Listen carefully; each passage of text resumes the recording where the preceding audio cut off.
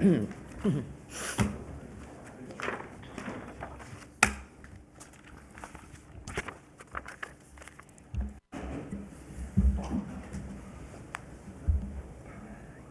that your pen? Hide it over here.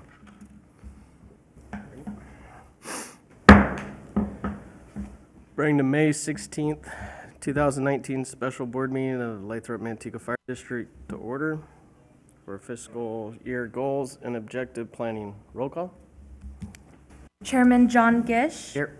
Vice Chair Mark Elliott. Here. Director Gloriana Rhodes. Here. Director Jeremy Coe. Director Tosh Ishihara. Here.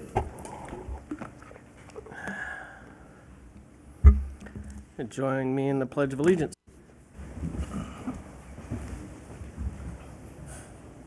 Pledge allegiance to the flag of the United States of America and to the republic for which it stands, one nation, under God, indivisible, with liberty and justice for all.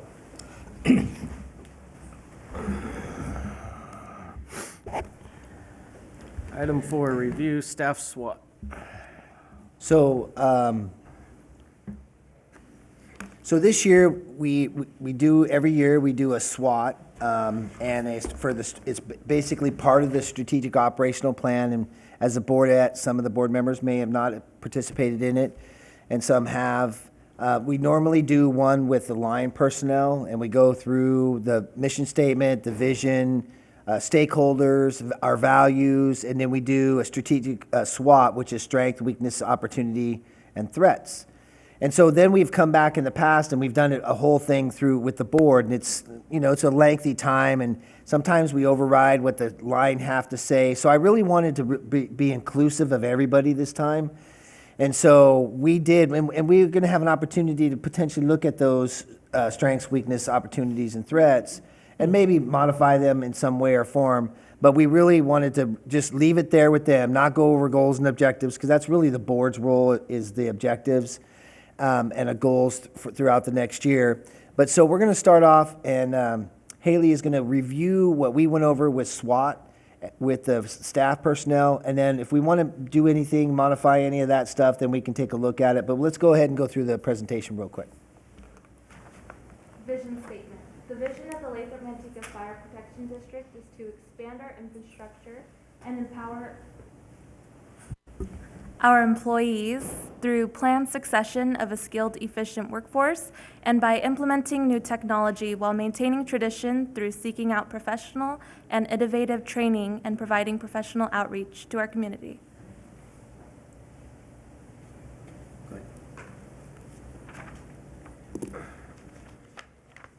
Mission statement. The mission statement of the Lathrop Manteca Fire Protection District is to protect life and property through efficient and dedicated response to the emergency needs of our community, delivered with care, skill, and compassion to all who need our aid. Real quick, for the record, Chair, if you want to acknowledge that Director Coe has joined us. Apologize for my tardiness. No problem. I just wanted to get you on record. No problem. We just started. Okay, go ahead. Our values. The Lathrop Manteca Fire Protection District values family, innovation, community, relationships, integrity, trust, professionalism, compassion. Strengths: dedicated workforce, progressiveness in the fire industry, relationships with the community, embracing emerging trends while preserving proven strategies. Weaknesses: generational gap, lack of institutional knowledge, aging equipment and facilities, diverse funding mechanisms. Opportunities: growth in our organization, education and training, expanded medical scopes of services, new technology. Threats: annexations, hyper-inflated growth patterns, overreaching external influences, changing cultures and values. So we'll go back to Unless the board would like to go back to the vision statement, they added a couple things and took off a couple things. It wasn't a huge change, really. They liked the vision statement that we had from the past. So it really, and obviously the mission statement's been solid, so going forward in the presentation, the values, they did change a couple of them that we had in there, but they pretty much stayed with what they felt, you know, and it's good to know what our workforce and what they feel our values are, 'cause that's really who's out there doing the job, running the calls, and our boots on the ground. So I think we were good with that. And then we move forward to our SWOT analysis. So the strengths, we'll take some time here. So they wanted to make sure that we did have something that really basically said dedicated workforce, but it said dedicated and well-skilled workforce. But they wanted to make sure that hey, we're a dedicated workforce. That's our job. That's what we want to do, and leave it at that. Progressiveness in the fire industry. They feel that, and I don't know if the board still feels this way, but we are on that cutting edge. We are getting good equipment. We're bringing in, you know, the skilled workforce to be able to be on that cutting edge, and we're setting the pace in a lot of ways. So I felt that one fit our organization well. Relationships with the community, and we went back and forth because we talked about relationships with other governing agencies, relationships with the community, and you know, for instance, you know, what we do with the senior breakfast, go out there and we attend it and make sure that we're, you know, out there accommodating whatever we can. Any type of event we try to attend and participate in, and now with the, you know, changing of the sheriff and everything, it's been really a collaborative effort moving forward with them, and so it's really been a relationship with the community and building it with our organizations that are around us. So it was really kind of wanted to leave it at that. We did get a little wordy with the embracing emergency trends while preserving proven strategies, and so things are changing, right? Things, how we attack fires are changing. But yet we want to stick with the stuff that we know. We don't want to get too far ahead with the emerging trends of how people are doing things because it hasn't been proven yet. So we want to make sure that we're still keeping that reality check, so to speak, on what we're moving forward with to make sure that it's a proven strategy before we do. And for instance, we used to always say that you had to attack the fire from the good side to the back, right, to the black. And that was, even if you had to go all the way around the house to get in there, you didn't want to push the fire through. Well, there's been, NIST has done studies, National Institute of Technology have done studies that's not necessarily the case anymore, depending on, you know, fire load and different circumstances with fire. It doesn't really, that was not necessarily a myth, but you can, as long as you have the proper attack force, right, an emerging trend, to be able to go in from the black and still be able to put that fire out. But yet we want to make sure that we got proven strategies, because you can still push it in the attic, you can still push things different ways, but yet it has to have a proper attack to do it. So that's the kind of example I would give for that statement there, and I thought that was really good. So unless the board, we want to stay with like 4, but unless the board had anything they wanted to change with that, we would go ahead and keep those. They look So, good. go ahead. They look good. Okay. Yeah, they do. Weaknesses. This was definitely, we had a great time doing these, but, you know, because everybody wanted to say, you know, Chris Wilson, his deadlift was a little bit too strong, and other parts, his other parts of his workout were weak. So, but everybody had a great time. But we really came down. We had 7 or 8 of these items, and the generation gap, that really speaks for itself. I mean, we have senior guys that go down, and then we have, because of what we're going to talk about, part of the threats, we have this inflated growth where we have a new core, right? Almost 11 people, brand new people. When you look at, you have 33 people, and we have 39. 11 of them are brand new. There's a huge generation gap there. And so we have institutional knowledge. We talked about that, which is lack of institutional knowledge, and we've done some stuff to mitigate that, some mitigational items that we will talk about when we get to the goals and objectives to minimize that, but yet you're still going to have that generational gap where you have an older generation, a more somewhat traditional generation, working with a new generation that wants to bring in new ideas and new technology, and they're used to using cell phones and computers, and we don't have, it's not as old where we don't have people that don't know how to use them, but it's just not the bread and butter where everything is relied on that. So the generation gap we definitely thought was a weakness on our part, and we have to somehow fill that and overcome that.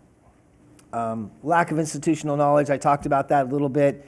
We're still going to have that lack of institutional knowledge because we are growing and we have new people in, and we need to move people up quicker than we had anticipated.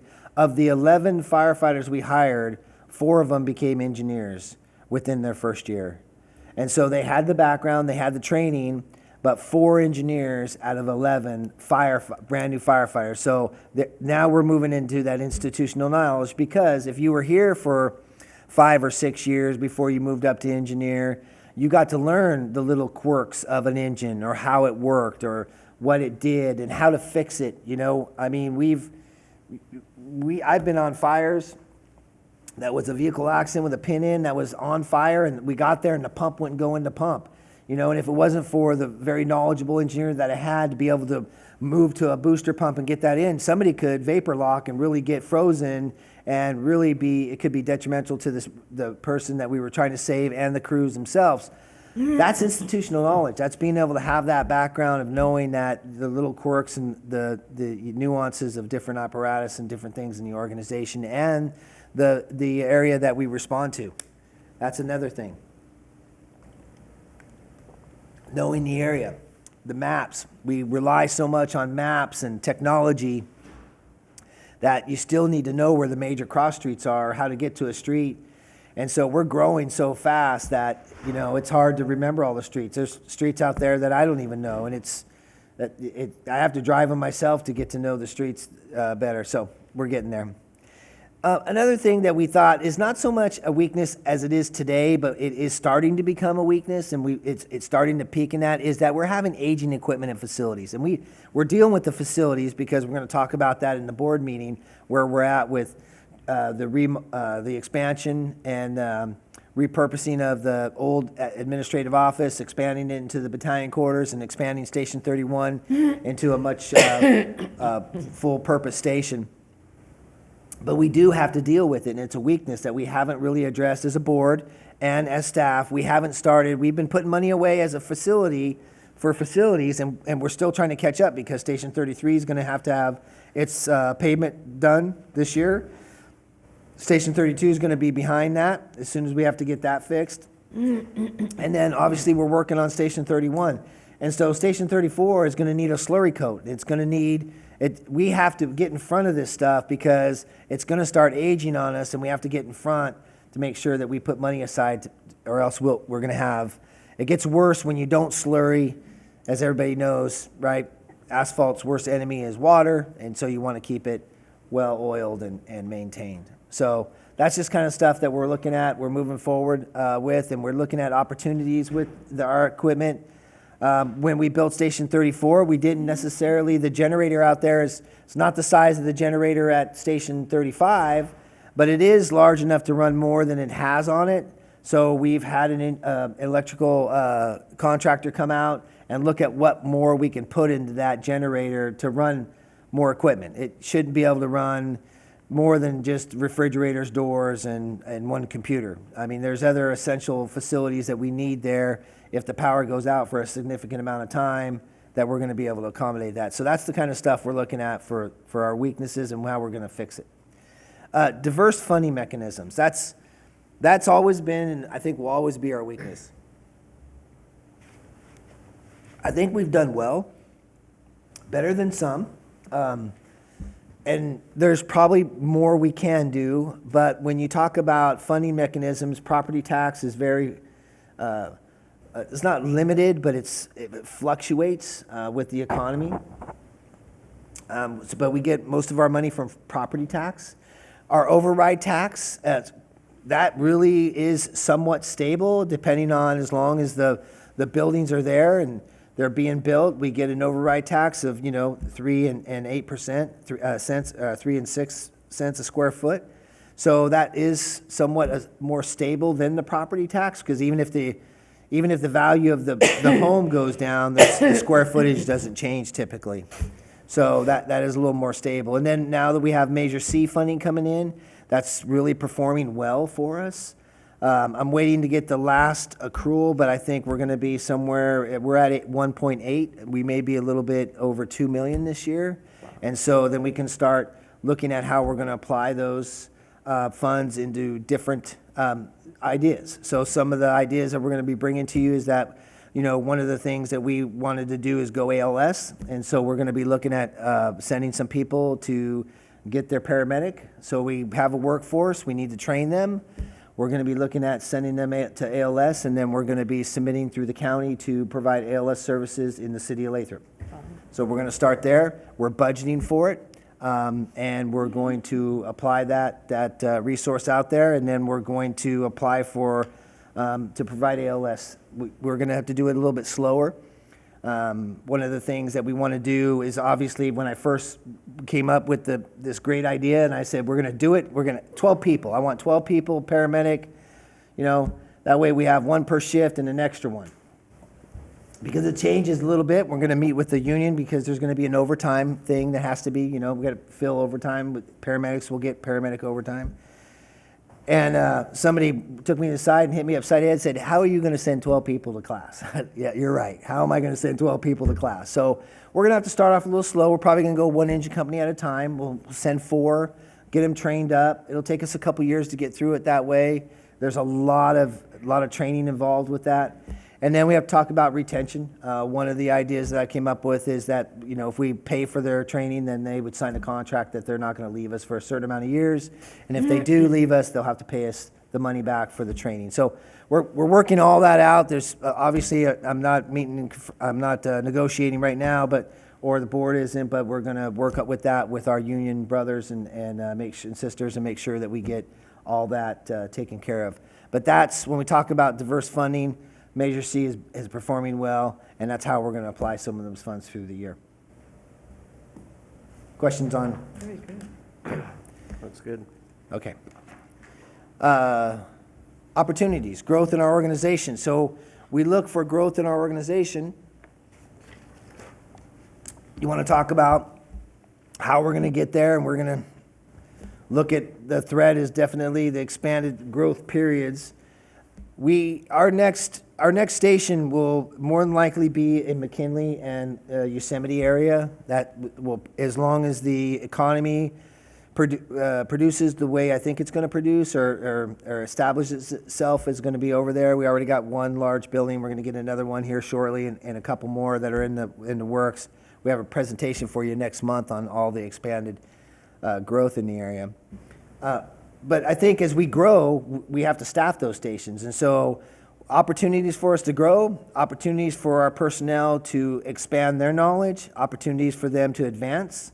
And so we're moving in that direction. So I think when staff saw that they said, hey, there's growth in our organization, that's a good thing for personnel. It's a good thing for our organization and funding. We're going to be somewhere around $10 million this year. I think when I took over the organization, we were at 4.2. So our fund is going to expand to about 10 million this year. And so when you guys see that next month, you'll understand that we've come a long way, and I think there's opportunities for us to grow even further in a short period of time. So that's where we're at. Education and training, that kind of falls back to what I was talking about with the paramedic program, the ability to be able to send our personnel to get them more advanced up to that next level of medical aid out there for our citizens. We're really excited about that. And then we take an opportunity to send our personnel we took them to San Diego this year. We want to go to Indianapolis next year.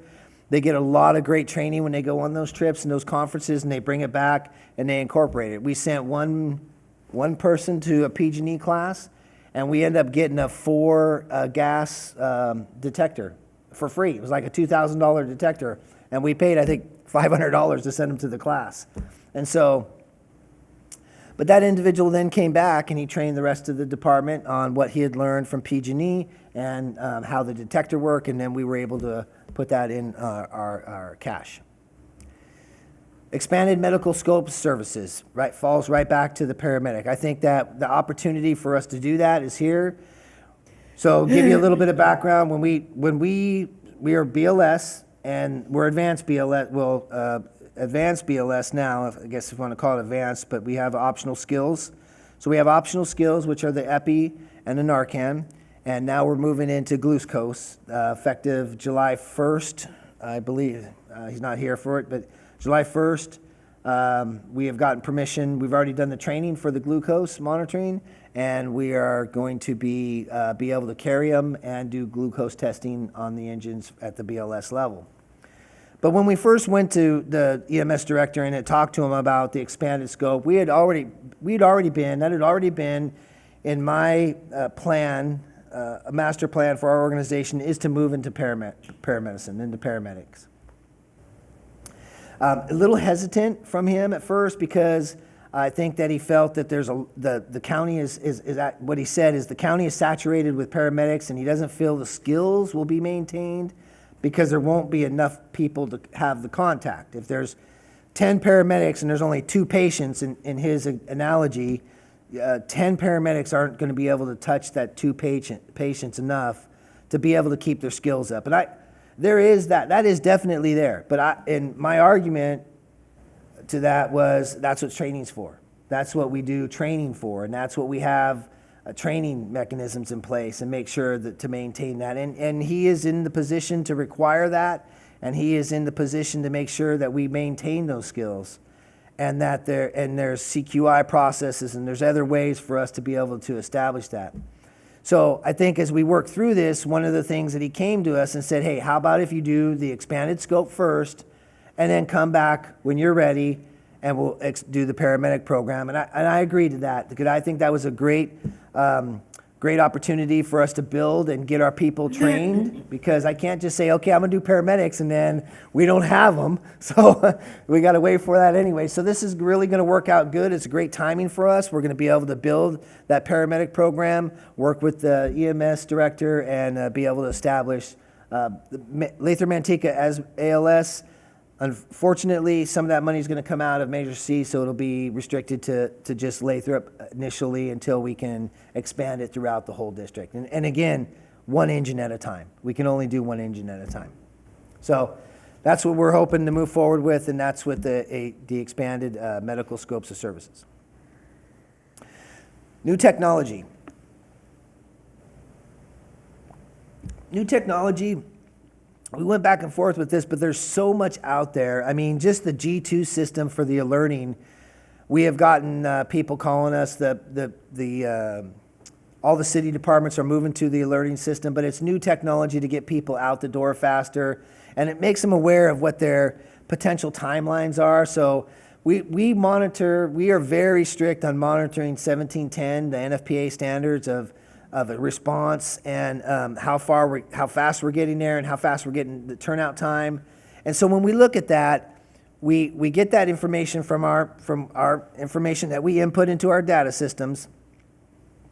But there's no clock, there's no timer. So now as you look at Station 35, as the board has seen all that, personnel can look at and actually acknowledge a time, a stamp. So they can understand now when I talk to them and I bring them in and go, look, it took you this long to get out the door, that's unacceptable. Now they understand that time and why it's important and how it all works together. So we do training with them, and that's new technology is going to help us in that avenue.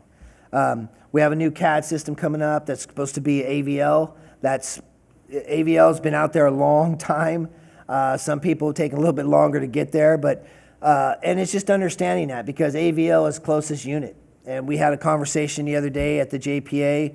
That's what that's going to mean. We're going to mimic everybody in our JPA is going to have the same response, 4 engines in a truck. So that could be engine 2 is doing something or having to go somewhere, and they could get pulled into a structure fire in Stockton or in Manteca because it's going to be about serving our customers. And our customers are the citizens, and it should be the closest unit, closest 3 engines in a truck or 4 engines in a truck, and we're going to make sure that we're all on the same page and we're all sending the same response model to the same incident. So whatever the problem nature is, it's going to get the same in Stockton as it's going to get here. Some of the new technology we talked about is the EMR system we're putting in place. We're getting that up and running, and that's going to be working towards, it has APIs, which are connectivities for some of the other programs. So we've also have electronically digitized, I guess would be the word. I'm not sure if I'm using that correctly, but our checkout system. So now I can do a checkout on an iPad. I get in there, I go by the engine, I pull it up, and I have the iPad right here. I can conduct a checkout right there. It's going to help with our institutional knowledge. It's going to help with training people to be able to do checkouts, because now they have a list that they can go by. You know, a lot of times we've learned that as we went. You know, we learned that, hey, you checked oil, engine, this, that, this. Now there's a checkout that they can do that's right there that helps them get that completed. And so new technology is out there. It's expanding greatly, and we're trying to really grasp the tail as it's flying by and really trying to produce as much as we can. So that's what we have for opportunities.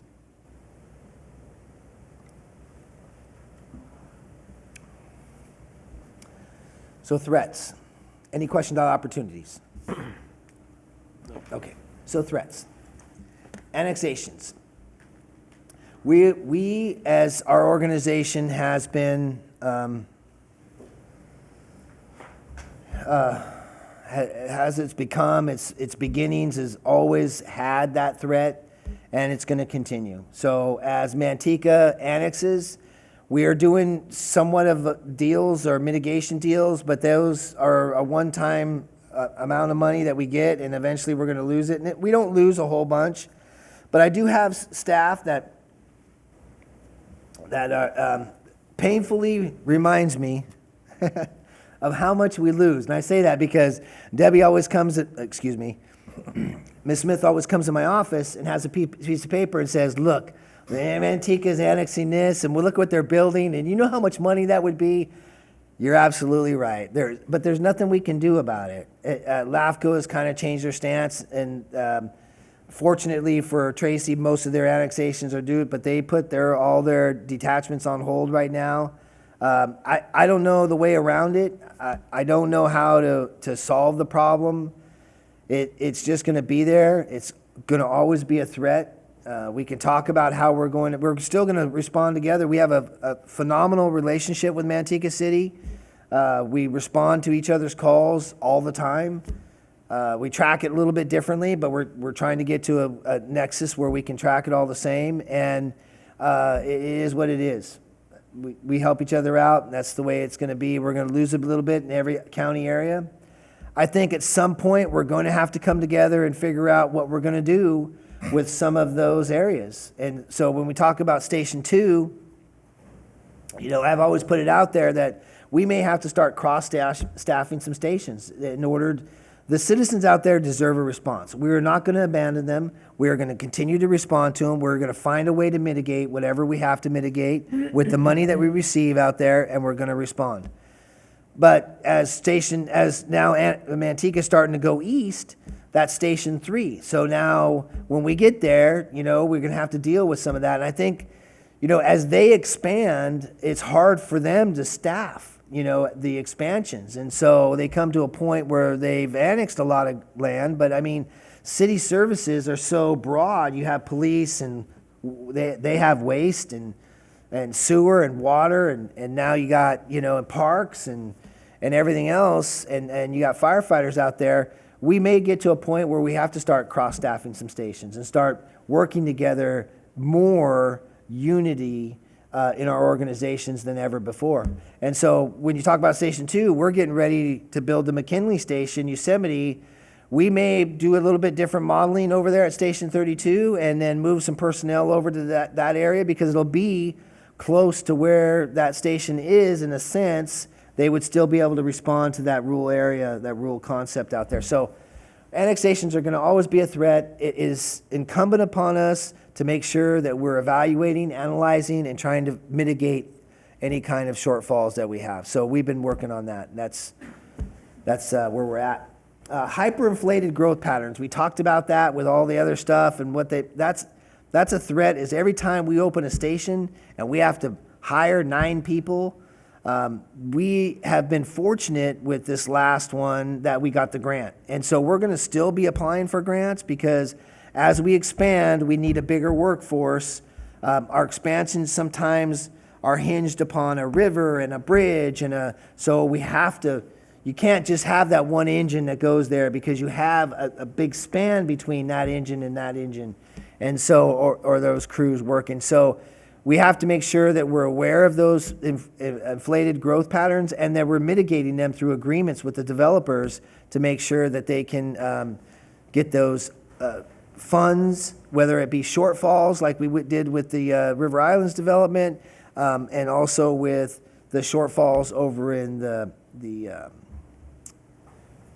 South Lathrop specific plan down there. So overreaching external influences. So that is something that we've dealt with. There's always going to be overreaching external influences. There's going to be people that feel that they can dictate, our organization, or they're going to cause, and it happens all the time. I just got off the phone with retirement, and we're going to talk about that at the board meeting because we got to go to the meeting tomorrow. Initially, the retirement has been working through. They've been dropping the rate of the discount, which is the return rate on their money that they invest.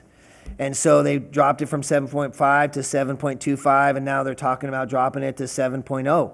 That means we're going to pay money. So it's overreaching, and there are external influences that are going to we're going to have to compensate at some point. So they don't feel it's overreaching because they're just trying to fund the fund, and I get that, but it's not like we can agree not to pay it. It's one of those things that we are going to have to pay. And then you talk about legislation coming down. We're going to talk about different things, how that affects us, and where we're going to move forward with that. I got a couple things I'm going to show you at the board meeting. This one I thought was interesting, and we had some conversation about it. There was a couple different nuances of how this was verbalized, and we really kind of brought it together and said it's changing cultures and values. And so that's really the generational gap as far as how we call them millenniums, but now I don't know what they're going to call each other when everybody's a millennium, because it changes. Life has changed. The way we do things has changed.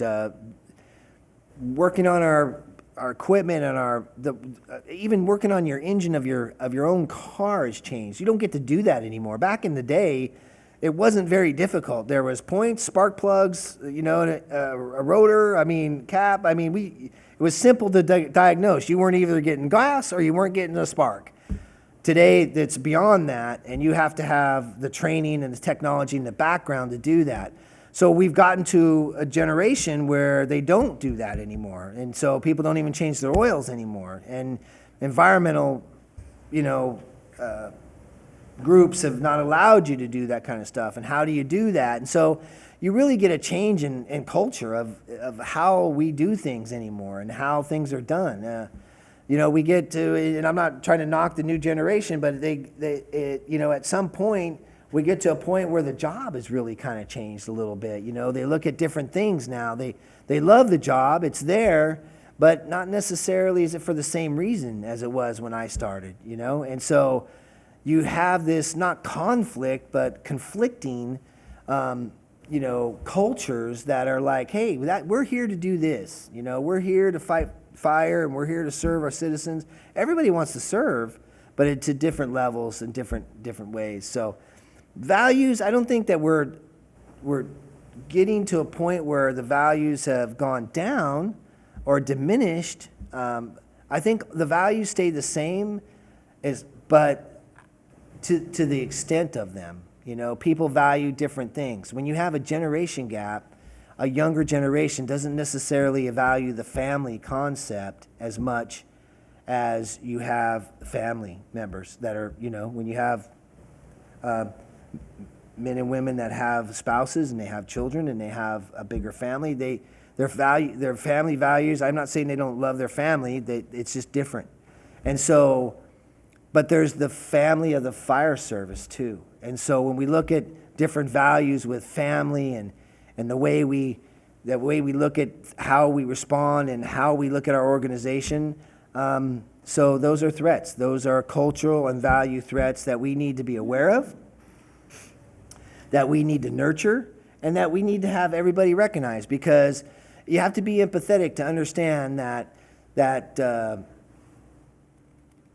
Director Coe and Director Gish, you know, have families and they have commitments and they have things that have to be done, where somebody that doesn't have a family that has kids and has things to be done, he's like, well, why can't we just do this?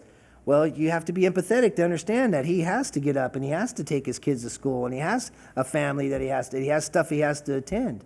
It's just not as easy as that. So I think we have a really strong workforce that's family oriented as far as the fire service, and we really need to look out for each other.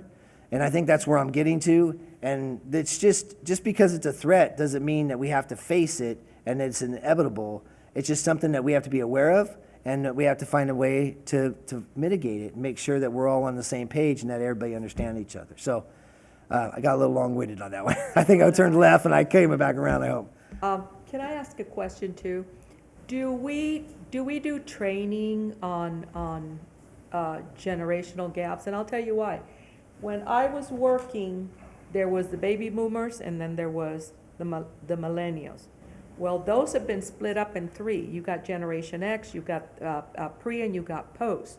So even within that generation, there are three, there's subsets, and they're all different. So, you know, approaching all of what we considered millennial the same way is no longer Right. the way to do it.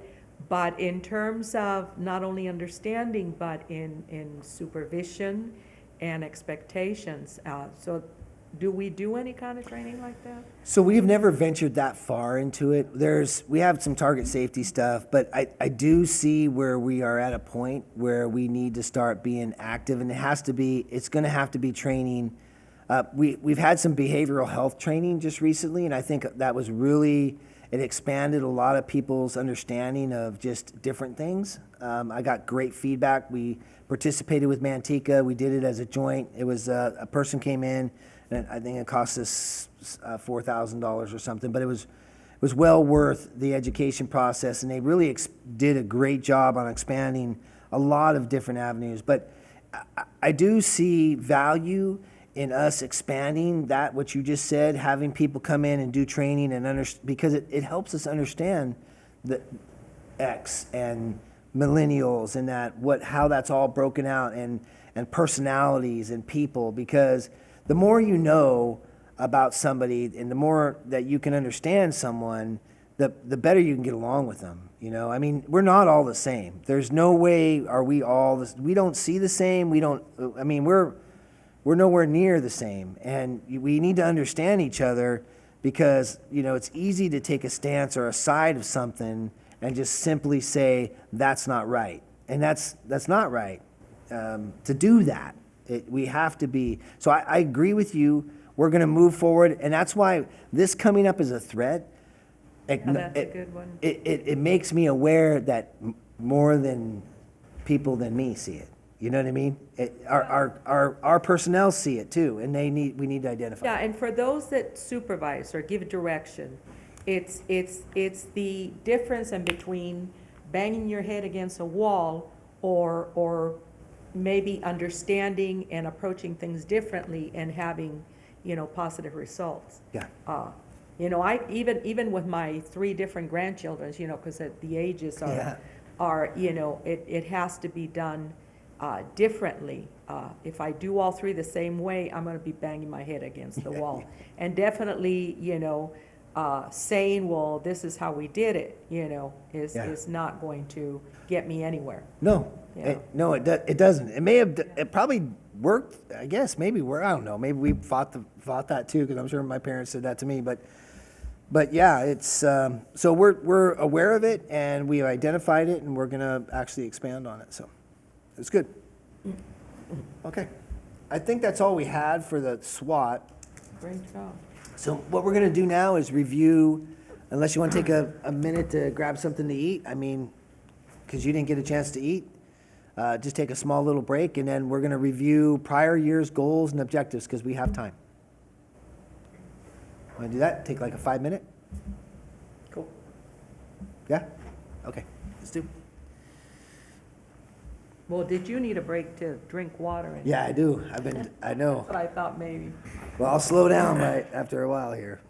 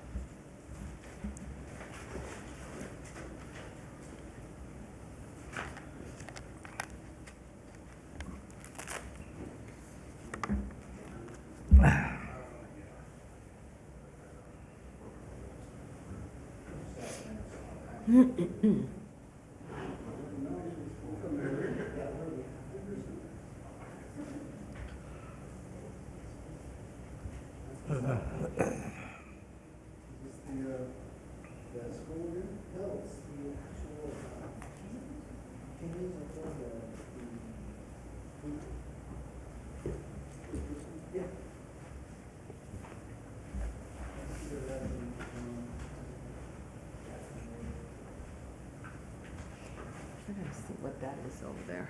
I'm curious. Ow, my leg went to sleep. Ow.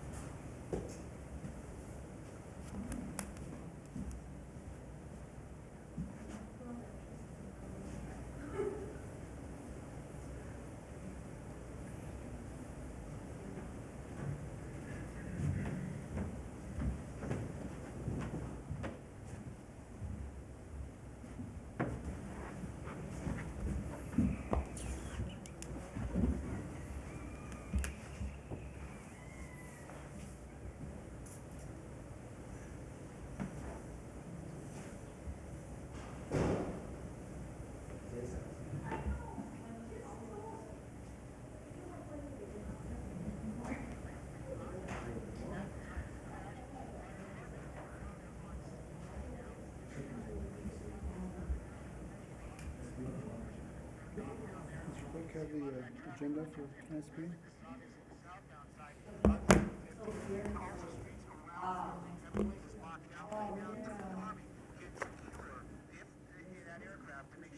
Yeah. Current month.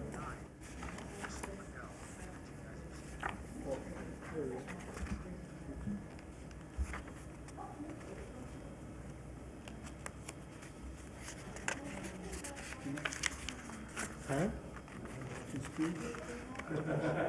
Yeah, F-16 went through a roof of a building down south. What was it? An F-16 crash landed it right into the roof. It happened at like, I don't know, 5:15? but it's got, they have all the, if he pans back up, they have all the, it's right next to one of the main freeways. I guess they got everything blocked off till they get there to make sure that there is no bombs on board. So they've evacuated this massive area.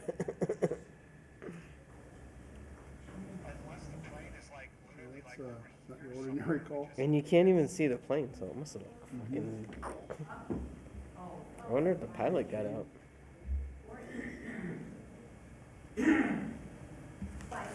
Yeah, there's no signs of that plane down in there.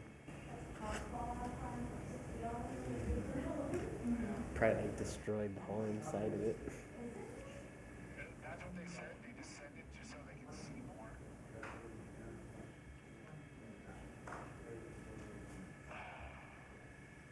Yeah, I wish we had the double it too. This is. Hey, assignment task. We're making every effort to see if we can see any parts of the aircraft. I find it really hard to believe that nobody was hurt inside that building. If any updates or changes come around, please let me know immediately. All right, what are you gonna do about it?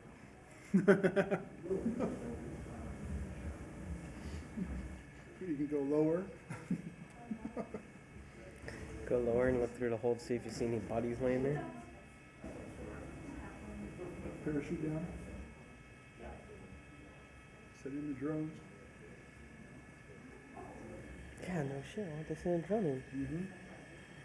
Shit, they did it on that There's a one. big enough hole to get through there. They did that police chase. They sent what, 2 robots and the drone the other day. That's my new guilty pleasure, watching all those pursuits.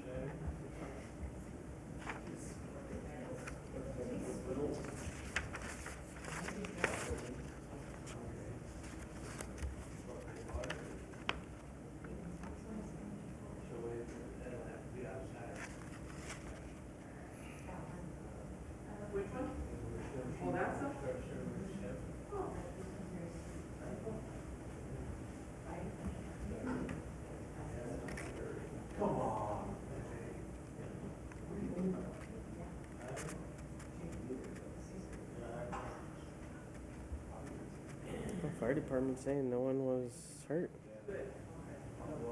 inside the building, and the pilot ejected safely. Oh, wow. Oh, wow. The pilot ejected safely from the plane while still on base. Holy crap.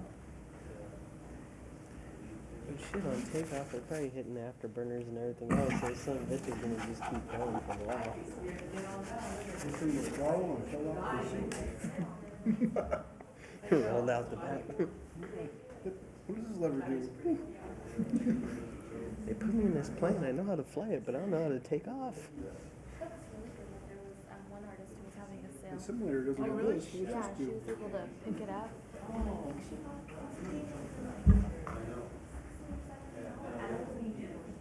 I have, And I guarantee there's no simulation for that stupid ass ejection seat. Exactly. every year I would buy one, That's good. sometimes, Fucking and, so my walls are saturated. just the noise and everything else when the rockets blast the canopy off. I And then have you go. Two Tom Olsons, and Tom Olson. Right, you're sitting on a fucking rocket that shoots you out of the goddamn. That's why I don't, anything with three figures. The art show, I was in a took a look, and it was my first time filming. Oh, really? Yeah, and I was like, wow, there are a lot of like really talented artists, and I was wondering whether the people were looking to submit their work and everything. But some of them, I mean, they were. I actually have a photograph, it's a beautiful photograph, it won a prize. And it was painted by one of our, former, police. What? That's still alive. What's Well, you his name? guys came lunchtime? Betty and Wait. what? So, because nobody was here. God, Thursday, what's yeah, the name because of we our were out former, lunch. fire Haley, chief you that's came with up in the Haley? hills? Yeah, Haley said, we weren't here, but Benny and I went out for lunch. I was telling We her gotta- that I we have gotta a, go. We have to eat. We photograph can't- that Lonnie entered in the art show years ago and won prize. I bought it. So I wonder, Really That's pretty. awesome. voted on one that was. Which one did we vote on? Was it the bee, the bumblebee? Because it looked like somebody like took a picture and then just slapped some paint over the picture, because, I mean, you looked at it, and it was so vivid and clear, it looked like a portrait. He has some art gallery. Yeah, you've been to the art gallery, right? Yeah. Oh, in the, Yeah. over there, yeah. Yeah. And I like that angel. Have you gone in the foyer? I Okay. only when I. Okay, look, just get your Beetle, the Beatles. Yeah, I saw that from far though, I didn't go up. Someone already purchased those. Really? I thought I think those three. I thought they were $150 each. It was $300-400. That's good. That guy whoever bought it got a bargain. I bought one, a painting of the guy that was moving to Germany. Yeah. What are they doing? They're all going, Painting, yeah, frame it, I mean, it was beautiful. Yeah. I love it. I haven't you must be seen showing one. them something. He's good, And yeah. of course, you know, you're not supposed to Huh? touch these, right? I know, that's funny, they all went in there. The thing I did is I touched it. Well, that city's still open, so they're. Yeah, he sold, I Something with touched the it in city. the morning. Huh? I think it was a 6. Six, Because yeah. like, you know, some Fridays, I think it's like every other Friday they're off or something. Yeah. Yeah. They do that, what is it, about 9 hours? There you go, that's what they call it, 9 hours.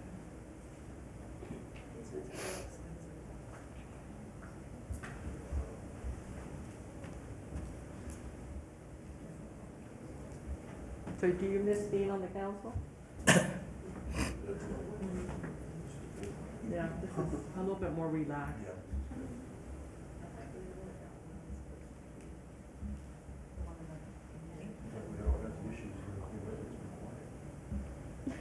Maybe I'm just reading the paper different, I don't know, but I read it like, seems like he's quieted down, I don't know. Oh, that's funny. Maybe that's just being in the middle of it, not being in the middle of it.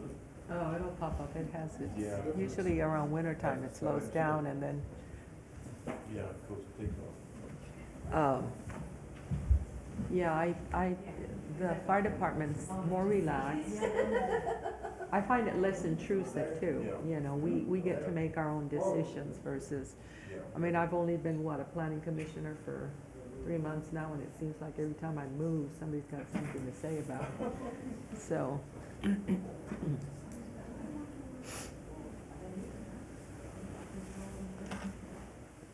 All right.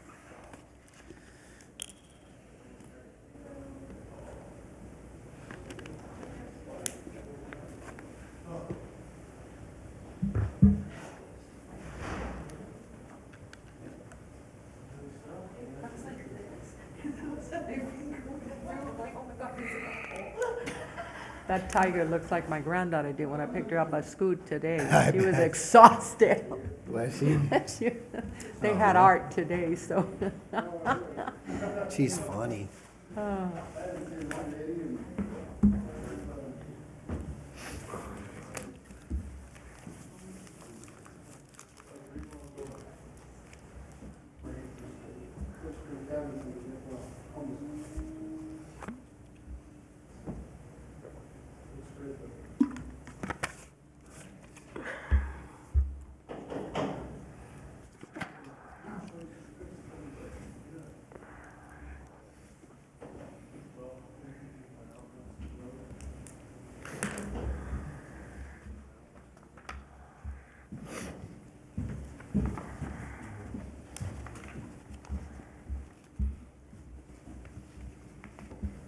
Does anybody mind if I multitask?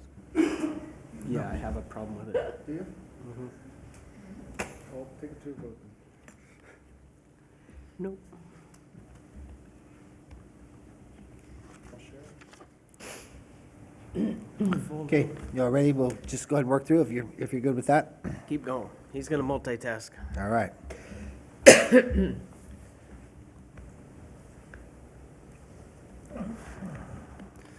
Okay, so as we work through, these are last year's goals. Formally establish clearly defined governance policies. And the strategies to get there, we're going to be retain and consult retain a consultant to assess and produce missing governance policies, and we've done that. We're working through that now. Maintain and update policy manual for all personnel to review and follow. We've done that. We made sure that all the policies are up to date and working through them. And we've established a policy committee with 2 staff, admin, and 2 of the union e-board, or 2 union members, 2 their appointed members. And I gave them direction to go through annually and touch every policy and make sure that it's current, up to date, and that it makes sense. Provide public access to all policies and procedures. And I'm not sure if we've done that. I look over at Larry, he's my web guy. I don't know if I've put all of the policies on there. I know we're working through some of them, but we want to make sure that there is public access to the policies if anybody wants them. 2 was provide a pathway to good governance certification. So we've done a little bit of that. We became members of the California Special District Association, and we've also had some training. Some of you got acknowledged with that training. And this meeting, we're going to talk about the next SDLA,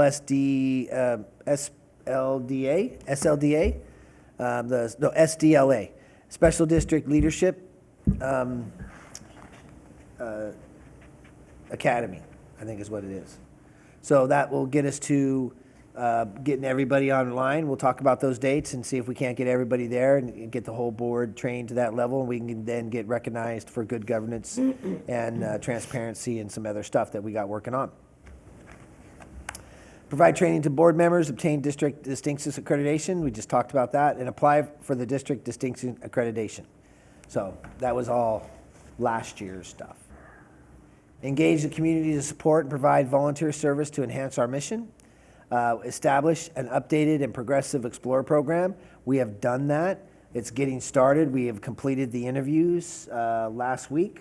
And so we had one of our firefighters took the ball on that, the lead on that, and he's established through the Boy Scouts, the Explorer program. And they have, there's a bunch of, not a bunch, but there's some hoops they have to jump through, and they've maintained all that. And we're moving forward with our first 9 Explorers. We had a program for a while, fell apart, fell off a little bit, and then now we're revamping it and redoing it. So it's our first 9 Explorers are going to be here probably starting within the next few weeks. Grow and enhance a more inclusive CERT program. We've grown it a little bit. We are about to get to the point of enhancing it. I needed to really push a little bit on this because I think we're to a point where we have a CERT vehicle now where we're ready to start assigning that CERT vehicle out to individuals that want to staff it, and then providing some guidance parameters with that. Obviously, we have to have, they have to have a license and go through the process with that. But we'd like to really move it towards more of a SHARP or a STARS program, to where we have people out there, we can actually have them go and do some participation in our weed abatement. With all of the development going on this year, we really could have used a hand with the weed abatement program. We had to shop it back out to the engines for the initial inspection because the inspectors are completely busy, they're swamped with plan reviews. This year we had over $175,000 of new development with plan reviews and inspections. Our normal is 80. I think I budgeted 84. We brought in $175,000 worth. So we've been super busy, and so I think that's something that we can enhance. We can utilize them for traffic control. We can utilize them for rehab, bringing water and going and getting food. And we've talked a way around how we can get them credit cards, because we have one credit card that's still department, not specific to a person, that they would be able to utilize and maybe go get food, or a battalion would go with them and help them do that. So our larger incidents, they'd be able to bring rehab and food and stuff of that nature. Support all efforts of Behind the Fire to enhance community involvement with the Lathrop Manteca Fire, and we've done that. I think that really speaks for itself when people have come to our interviews and have talked about Behind the Fire. And that is not necessarily the reason why they want to work here, but that conceptual process of how we come together as an organization was talked about. It was identified and people spoke about it. So I think that speaks for itself that we've done that and we're moving forward with that as we go along. Begin to lay a foundation of regional training. So training personnel to establish a consortium of quality instructors, and we're working on that. There's a lot to do to become a certified trainer through the state of California. We have some personnel that have applied for our reserve program that are retired Cal Fire individuals that want to come and teach, that want to come and bring their knowledge to our organization. And so we're looking to expand on that a little bit, and we're going to bring some people in and get that done. And we're going to establish a regional firefighter 1 academy to held annually. And so this has kind of been like a nuance to us to really get that firefighter 1, because we knew we had the parameters and what we wanted to do with that. It's just a matter of bringing it all together and getting it done. But I can tell you that the reserve coordinators that are working on the program right now have reached out to Las Positas and really have brought that relationship here. And Las Positas is over the hill and it's on the other side. But a lot of those individuals that were at the ground or the ribbon cutting for Station 35, they came on their own accord to be part of the organization. And when I talked to the instructor, that's what's missing in his program is the hands-on portion. And that's really what maybe our stepping off point for us is to bring that hands-on portion, which will help us solve some of our problems with the Stations 2 staffing, because they're going to come out firefighter 1 trained, already certified.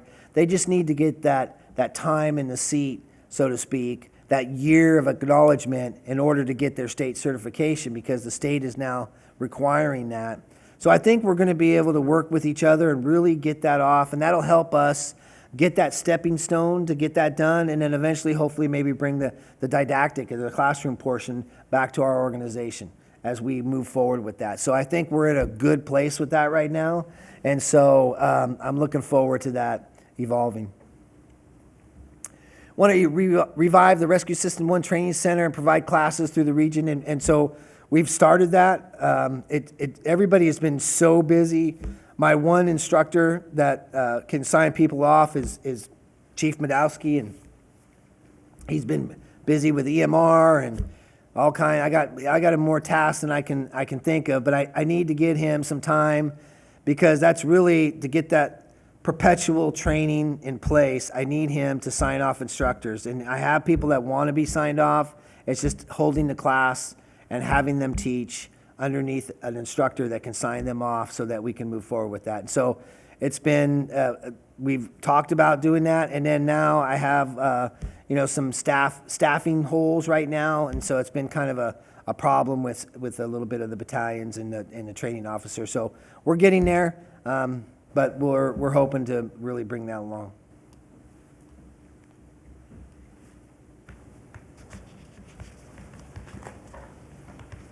So that's all I have for that. So now we're going to move into this year's goals. And we can go back and forth, whatever you'd like to do. So we're going to do goals, and then if you remember how we do it, you guys come up with the goals, and then when I present this to you at the next meeting, I'll have the objectives or the strategies, how we're going to get there, and then you guys adopt it, or we can change it or talk about it at the next meeting. So what do you guys think you want to do for goals this year? Should we keep the number 4 at the beginning to lay a foundation for the regional training? Okay. If you guys agree with that? Yes, definitely. Okay. And that might be a good way to do it, just go one by one and see what, Yeah. yeah. You like that one? Okay. She's going to write them down, and then we'll type them in later. So if you want to go back, why don't you go back to the other ones? How about continue or expand the regional training versus beginning to, or do you feel you're still at the beginning stage, or do you feel? No, I'll change the verbiage when I bring it back to you, but unless you want to narrow that down here. But I agree with you. We need to expand it instead of talk about but yeah. So are you gonna go back to one, or how are you gonna do it? Yeah, if you want to, we go back to one. One was The formally, well, Formally- if they're not completed, we're still working on it. Absolutely. You know? So maybe we just, you know, I think I heard somebody just say it, continue to Right. work towards formally establishing clearly defined I- governance policies. Now, one thing on this one is kind of like too, how can I explain it? While there's a great responsibility in terms of how this agency is governed, that falls both on the board as well as the chief, there's also some things in here that if the board doesn't comply, or because we use them in terms of your evaluation. And I don't know how we can do this. Actually, I was thinking about it last night and today, and I couldn't come up with anything. But looking at number one, but in a way that identifies not only what the staff will do, but what board needs to do. For example, when we got into this, in my mind too, we were going to be looking at policies that had to do with the board in its conduct of meetings, in its addressing the public, and all of those things. But I think that would be also unfair to say, okay, chief, tell us how we're going to, you know, address the public, or you know, or do this. So I don't know if we do a subset of this, or if one of the objectives that you bring back is maybe a committee of 2 and 2 that looks at what policies should have direct, you know, input by the board. I know that we have a few, and I think that not so much now because some of the board members are new, but in the past, everybody has a different opinion of the interpretation of that policy. But those, what I notice is those are always the ones that are strictly where the board has a bigger role, or the board is actually doing something. Right. Am I making any sense here? Perfect. You know, Actually, that was going to be one of my, to bring back some of the already established policies, and so we can do that by a 2x2. I didn't expand that far on it, but I was definitely going to, one of my strategies was to bring back some of the policies we've already have done, just to review them as a body. great idea, yeah. Yep. And then, you know, have the board, you know, kind of discuss it in terms of, because the last thing we want to do is ever be in a position, and we have in the past, where the policy is there and we all signed on it, but we all have a different opinion of what that policy really means. Yeah. And then we're not consistent, and that breaks down communication and effectiveness and everything else. So I'm kind of just throwing that out. I don't know if any of the other board members have any ideas on it, but I like what you're saying. And then there might be some other ones, you know.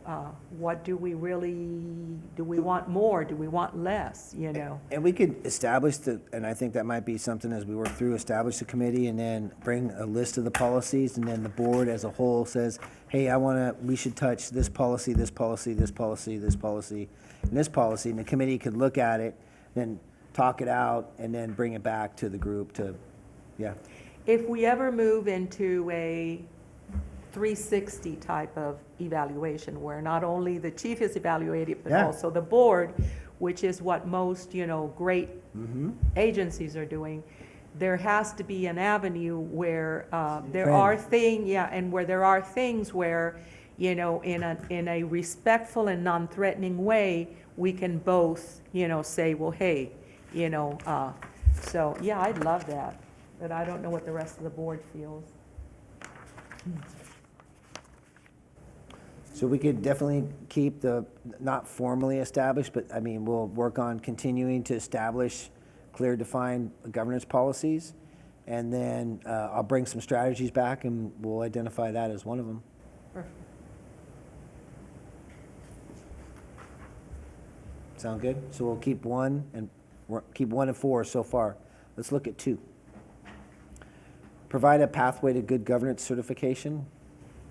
And if I may, I think this one should be taken out in terms of using it for the evaluation. Now, it has to be some sort of a goal because we won't be able to accomplish this without the support right. and assistance of staff. So we Right. need to have that.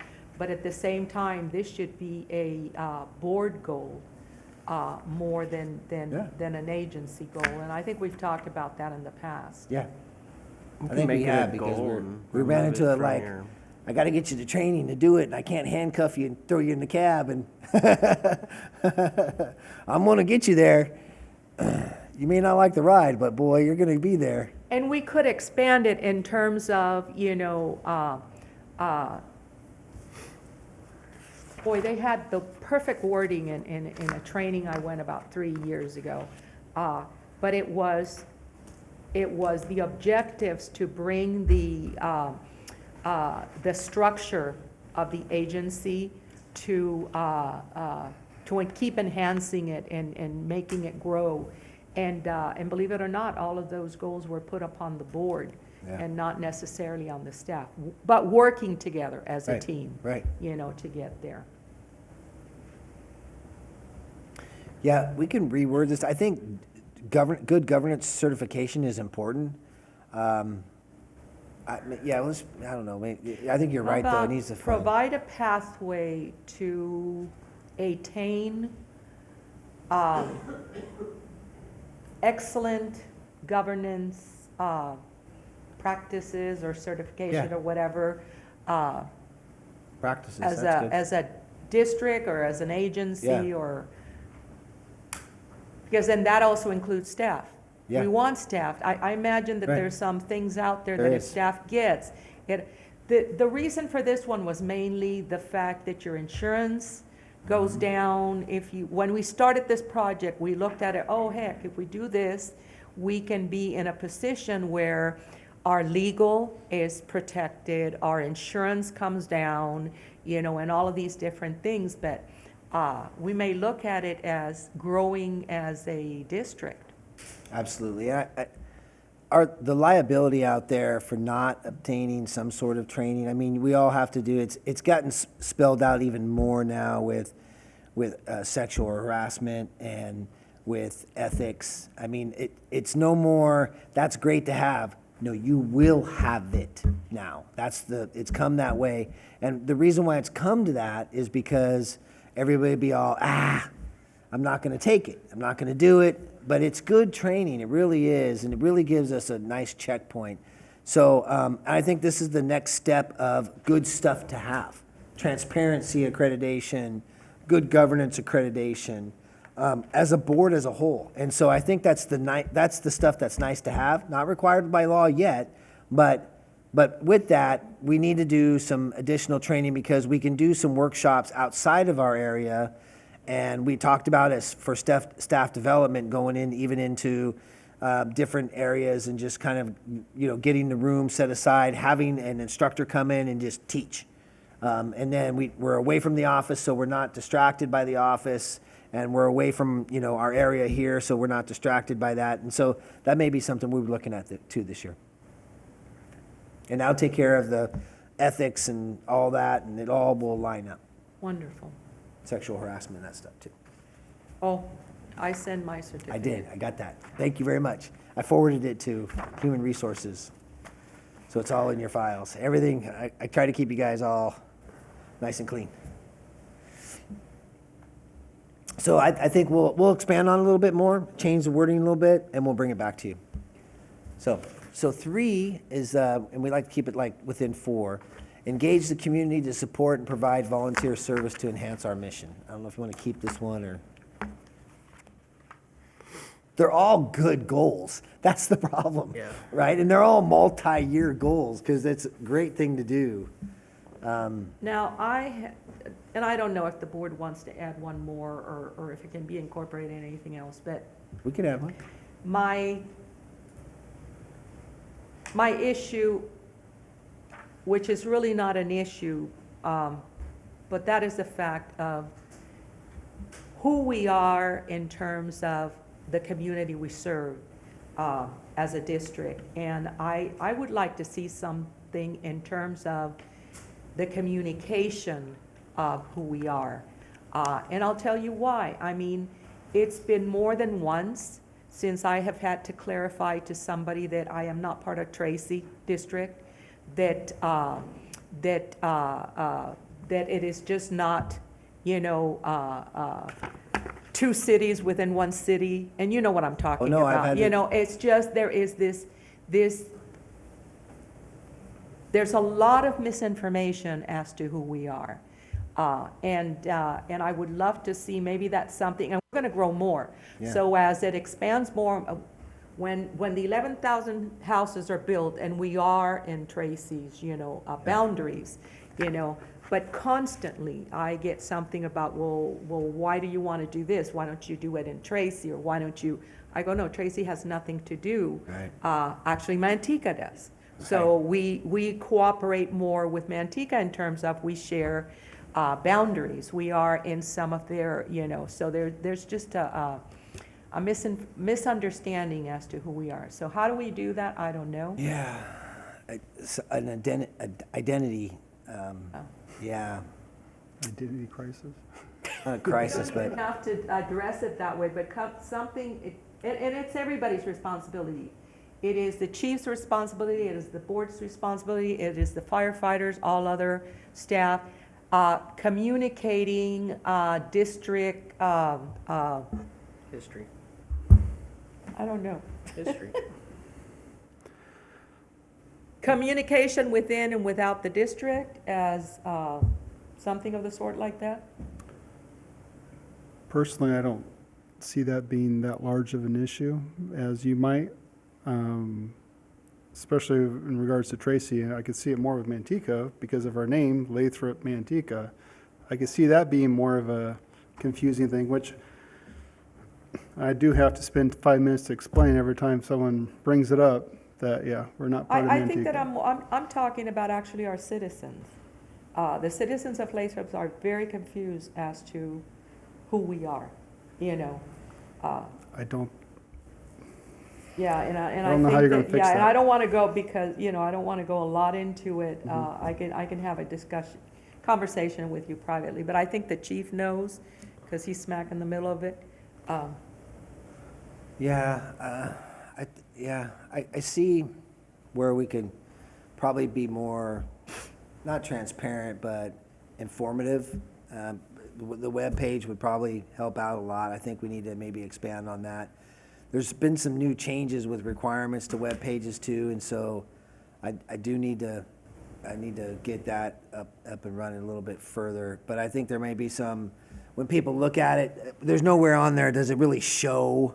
We talk about it, but there's no map or anything, and that's really any kind of good detail. So I think we can expand on that. I'm not sure if that would be a great strategy, but I'm thinking of what the goal would be, right? How about establish new methods of communication that identify qualities and strength of our district? I don't know, something like that? Yeah, I can bring it back. Because a big map of everything would, that could be just one beautiful strategy.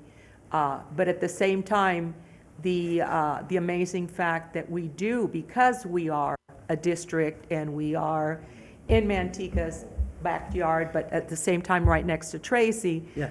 and Stockton, all of the mechanisms that we have in order to provide even better services. Yeah. Let's put something together and we'll bring it back. I think I know what you're going for. Yeah.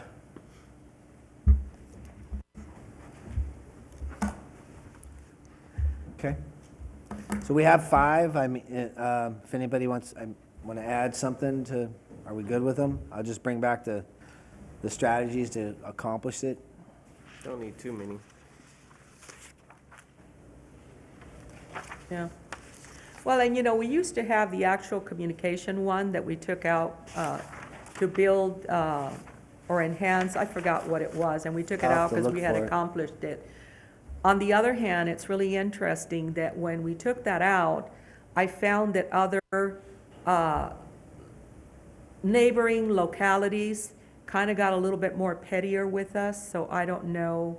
I don't want to bring it back, but at the same time, Yeah. I'll take a look at it and see what we had in Yeah. there. I can't remember from the top of my head, so.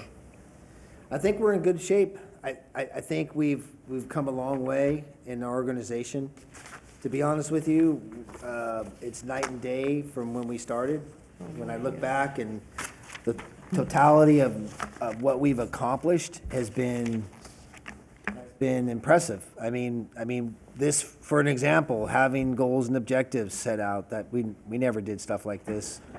The budget is pretty advanced for our organization. We're looking really good. We do have some stuff on the horizon I'm a little bit worried about with the retirement system, and moving forward. We have a couple things on the budget, on the agenda next hour of 7 o'clock that I don't want to get into today, but I mean, this minute. So we'll go ahead and just take a break until 7. That's when our regular board meeting starts, and if everybody's good with that. Alrighty. all righty. Thank you, thank you, thank Thank you. you. Adjourn till 07. And you know what's really interesting is, because we look at it from here and we get nervous or whatever, but I was saying something to Ronnie the other day, and he reminded me of something. You know, he's with Bay Area Painters, which is Teamsters. He said, Gloriana, I get every year a letter that tells me that it might be my last year receiving my pension. Yeah, and it's gone down considerably. I mean, they've lost almost. It's really interesting that, what he was trying to tell me is, you know, you guys are still in a really good position. You know, at least you're not in where you fear and fear in this, right? And they've identified the shortfall. They're just trying to deal with it. There's an upside to what's going on. There's a downside and upside. It's going to cost us more. They're thinking about, she's trying to get them for special districts that just have safety to give us a longer amortization, which will reduce it. Right? There's two things. It's the amortization, it's the return rate, and it's the benefit, right? So if she can do that, it may be a wash for us because we got 78%. So. You know what, my daughter has a retirement account. You know how much she pays towards her retirement every month? $1,600. She's been there a while. She's been there, I think, 4 or 5 years now. That's what you need to do. Yeah. So she's after, she's a pet brown. Yeah. She was after, so she's. They take out a little bit over $800 from each paycheck, just for the county. Now, the county took a good chunk as well, which is almost half of it. You know, but, yeah. Well, no, because she had a different kind of retirement before.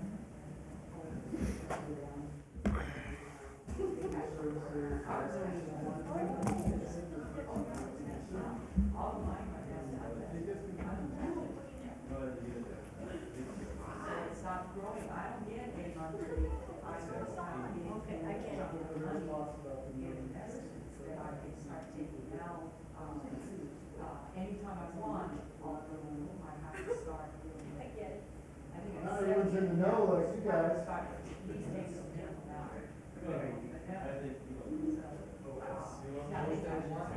You don't care what engine shows up, as long as it's, no matter where it comes from. Yeah, let's go, yeah. Ronnie is here. Yeah. There's guys in the homes, there's guys in that job. A lot of those. Yeah. Young, I'm right or wrong.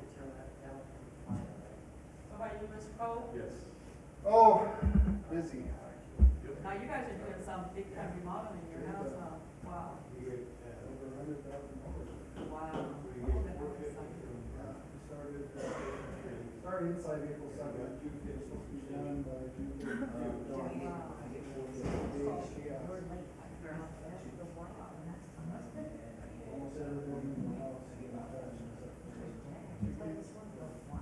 bedroom and the bathroom.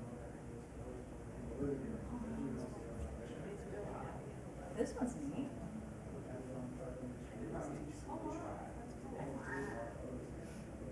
Delivery of the cabinets in the last 2 days. And that's, the third of the budget. I love this, the angel, the stained glass ones. I know, it's pretty, right? These are neat too, I like this one better. They're both pretty.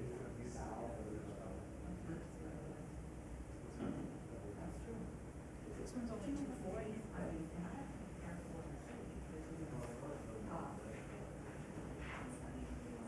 This is neat.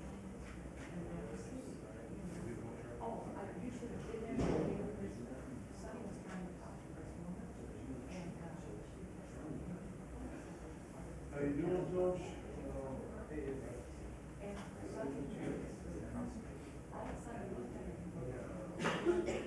$340. It's pretty. I would. For $340, no. Those other ones like that Carmel one, I don't know. Even the horse one. Even closer to 500. The bathroom's definitely. I like that. And 80% of that should come from her lab. When those people come in and look at the house, that information. Yeah, it's really good. It is, in that 100 page, papers or something. Yeah. Buy the house. It's always while I was here, what's your point? If I start to do that, it becomes a habit. Because, yeah, I'm doing one cup of coffee, and that's it. I do too. Before, at school, I used to, every break, I used to drink coffee. Yeah. Found that, Yeah. retired, just one. But it's all boiled down. Makes a difference. I took a one in the morning. While I'm getting ready, and then I put it in my to-go cup. I finish that. Once in a while when I get home, it's early enough to maybe. If I can't sleep. And if I drink Starbucks in the morning, shoot.